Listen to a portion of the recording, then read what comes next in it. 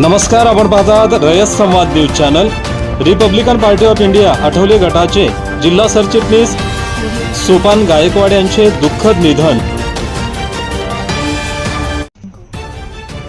Republican party of India Athawale गटाचे सोलापूर जिल्हा सरचिटणीस ज्येष्ठ नेते कवी सोपान यशवंत गायकवाड यांचे अल्पशा आजाराने गुरुवारी रात्री निधन झाले। शुक्रवारी कालकथित सोपान गायकवाड यांच्या पार्थिवावर अक्कलकोट तालुक्यातील काझी कणबस या गावी अंत्यसंस्कार करण्यात आले।